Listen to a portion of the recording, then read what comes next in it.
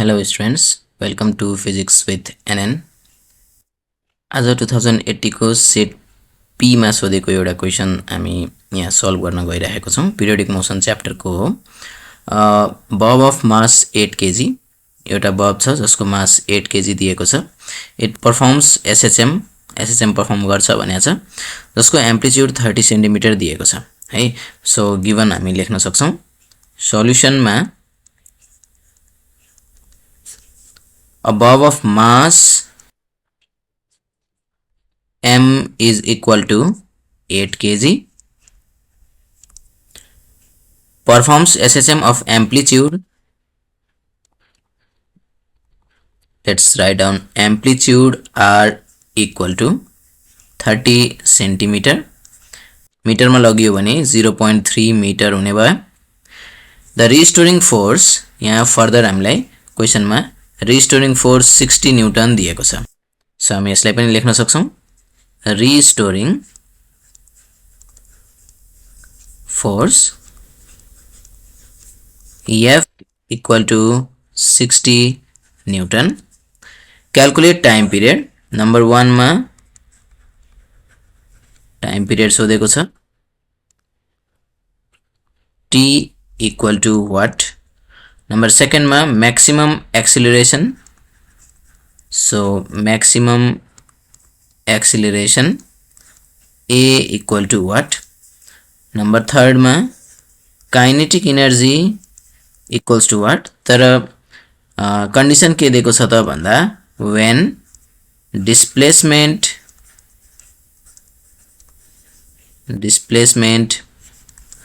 y equal to 12 centimetre दिएको छ। अब यसलाई मिटर मा लगियो भने 0.12 मिटर हुन जान्छ। ओके, सो यति इन्फर्मेसन को हेल्प लिएर हामी यसको सल्युसन गर्ने हो भने चाहिँ एउटा मासले चाहिँ SHM परफर्म गरिरहेको छ, एम्प्लिट्युड दिएको छ 30 सेन्टिमिटर, रिस्टोरिङ फोर्स दियो। हामी यही रिस्टोरिङ फोर्स को हेल्प लिने र बाँकी कुराहरु क्याल्कुलेट गर्ने। जस्तो हामीले के थाहा छ त भन्दाखेरि रिस्टोरिङ फोर्स भनेको डाइरेक्टली प्रोपोर्शनल हुन्छ। रिस्टोरिङ फोर्स जुन छ यो चाहिँ नि डाइरेक्टली प्रोपोर्शनल हुन्छ केसँग? एम्प्लिट्युड सँग डाइरेक्टली प्रोपोर्शनल हुन्छ। हामी त्यसलाई चाहिँ r ले डिनोट गरौँ।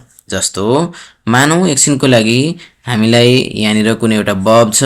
सपोज यो एउटा सिम्पल पेन्डुलम भयो। मैले यहाँनिर एउटा बब झुन्डाइदिएको छु र के छ भन्दाखेरि यहाँनिर मैले सर्टेन जति एम्प्लिट्युड यसलाई दिन्छु यो बबलाई, यसको अपोजिट डाइरेक्सनमा मैले यो डाइरेक्सनमा एम्प्लिट्युड प्रोवाइड गरिरहेको छु भने यसको अपोजिट डाइरेक्सनमा एक खालको फोर्स लागिरहेको हुन्छ जसलाई हामीले रिस्टोरिङ फोर्स भनेर भन्छौं। यो चाहिँ डाइरेक्टली प्रोपोर्शनल हुन्छ एम्प्लिट्युड सँग, किनभने हामीले जति एम्प्लिट्युड यसलाई प्रोवाइड गर्छौं त्यति नै स्ट्रङ खालको फोर्स यो डाइरेक्सनमा एक्ट गरिरहेको हुन्छ। ठीक छ, अपोजिट डाइरेक्सनमा। सिन्स यसको नेचर अपोजिट हुने भएको कारणले गर्दाखेरि चाहिँ हामीले अब यहाँनिर एउटा प्रोपोर्शनालिटी कन्स्ट्यान्ट इन्ट्रोड्युस गर्ने हो भने चाहिँ -k टाइम्स r भनेर भन्छौं, जहाँ यो k भनेको के हो त?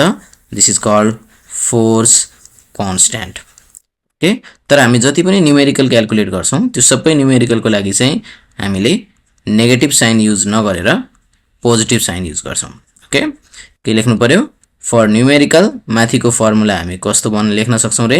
F equals to kr भनेर लेख्न सकिन्छ है त। अब यहाँबाट हेरौं है त। क्वेशनमा हामीलाई रिस्टोरिङ फोर्स दिएको छ 60 राखिदिन सकिन्छ। k को ठाउँमा k नै रहोस्।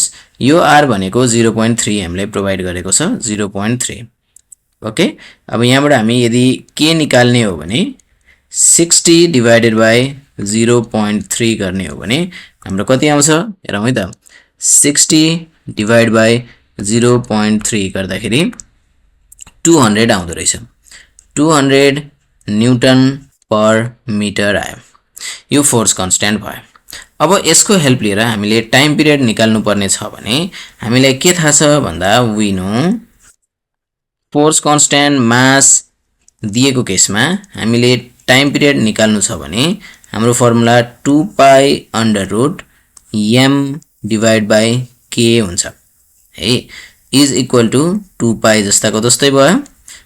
अंडर रुट m को ठाउँमा हामीलाई क्वेशनमा कति दिएको छ m = 8 kg छ सो हामी सिम्पली यहाँ 8 भनेर राख्न सक्छौं फोर्स कन्स्ट्यान्ट हामीले 200 निकालेकै छौं इज इक्वल टु त अब यो क्याल्कुलेट गरौँ त 2 pi under root 8 divided by 200 गरेर गर्दाखेरि हाम्रो आउँछ 1.256 सेकेन्ड है हामी यसको चाहिँ आन्सर यहाँ चेक गर्न सक्छौं 1.256 सेकेन्ड आएको छ है त अब हामीलाई म्याक्सिमम एक्सिलरेसन भनेर सोधिराखेको छ अब हेरौँ त है त एक्सिलरेसन म्याक्सिमम कुन बेला हुन्छ हामीले अगाडिको क्लासहरुमा पनि डिस्कसन गरेको छौं अगाडिको भिडियो लेक्चरहरु हेर्दा हुन्छ यदि कुनै पनि अब्जेक्ट मेन पोजिसनमा छ भने त्यसको भेलोसिटी म्याक्सिमम हुन्छ भनेर हामीले डिस्कसन गरेको थियौं त्यस्तै त्यो अब्जेक्ट यदि एक्सट्रीम पोजिसनमा छ भने त्यो बेला उसको एक्सिलरेसन म्याक्सिमम हुन्छ भन्ने कुरा हामीलाई थाहा छ एक्सिलरेसन म्याक्सिमम को फर्मुला हुन्छ ओमेगा स्क्वायर y त्यसो भएदेखि हामीलाई यहाँ ओमेगा चाहियो कि चाहिएन सुरुमा ओमेगा चाहियो अनि बल्ल ओमेगा स्क्वायर y अब यही कुरो म्याक्सिमम फाइन्ड आउट गर्नु छ भने यसको यो डिस्प्लेसमेन्ट भनेको कति हुन्छ त ओमेगा स्क्वायर r ले रिप्लेस गर्दिन्छ किनभने यो r भनेकै के हो त म्याक्सिमम डिस्प्लेसमेन्ट हो जसलाई हामी भन्छौं एम्प्लिट्युड है त सो जब डिस्प्लेसमेन्ट म्याक्सिमम हुन्छ एक्सिलरेसन पनि म्याक्सिमम हुन्छ है त ल त्यसो भए यहाँ सुरुमा हामी के निकाल्ने त नम्बर 2 को सोलुसनमा फर्स्टमा हामीले के क्याल्कुलेट गर्नु पर्यो फर्स्टमा हामी क्याल्कुलेट गर्छौं ओमेगा ओमेगा निकाल्ने फर्मुला हामीलाई थाहा छ 2 पाइ बाइ t हुन्छ हामीले पटक पटक क्याल्कुलेट गरिसकेको छौं 2 पाइ जस्ताको तस्तै हुने भो डिवाइड बाइ t भनेको 1.256 is equal to 2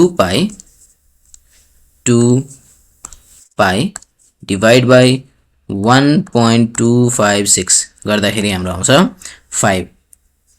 5 radian per second आउँछ त्यसो भएदेखि नाउ अब हामी सजिलैसँग एक्सिलरेसन निकाल्न सक्छौं र यसको फर्मुला हुन्छ ओमेगा स्क्वायर y जसलाई हामीले y लाई r ले रिप्लेस गर्यौं भने ओमेगा स्क्वायर r भइदिन्छ सो ओमेगा को ठाउँमा हामीले 5 निकालिसकेको छौं सो 5 को स्क्वायर इन्टु r भनेको हामीलाई थाहा छ एम्प्लिट्युड अलरेडी क्वेशनमा 0.3 दिएको छ सो हामी यहाँ 0.3 भनेर राख्छौं यदि यो क्याल्कुलेट गर्ने हो भने 5 को स्क्वायर 25 हुने हो सो 25 इन्टु 0.3 गर्दाखेरि हाम्रो आउँछ 7.5 है त 7.5 मिटर पर सेकेन्ड स्क्वायर ल सो चेक गर्न सक्छौं हामी यहाँ 7.5 मिटर पर सेकेन्ड स्क्वायर आएको छ अब फर्दर 3 नम्बरमा काइनेटिक एनर्जी सोधेको छ जब डिस्प्लेसमेन्ट 12 सेन्टिमिटर हुन्छ है त सो नम्बर 3 मा के गर्न सक्छौं भन्दा when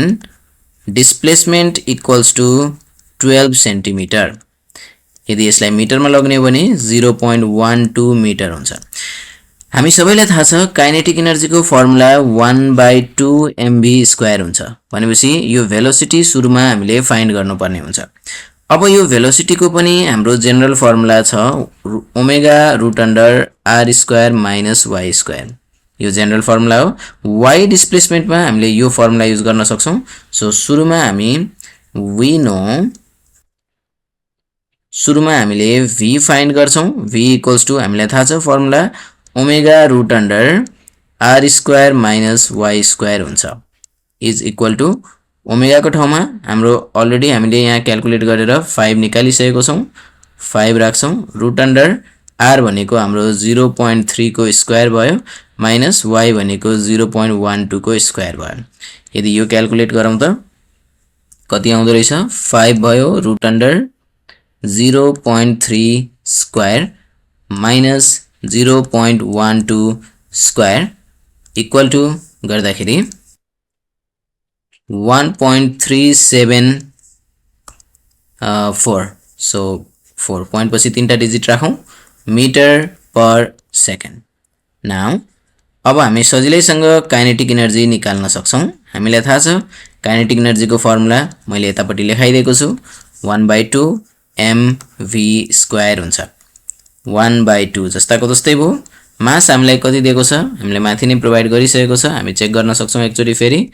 मासको भ्याल्यु हामीलाई कति दिएको छ भन्दा 8 केजी दिएको छ। सो हामी यहाँ 8 राख्छौँ इन्टु v स्क्वायरको ठाउँमा 1.374 को स्क्वायर गर्छौँ र यो क्याल्कुलेट गरौँ।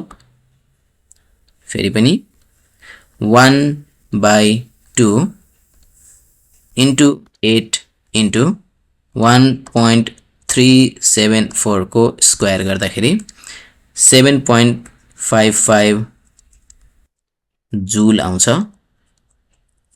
यसको फाइनल सल्युसन।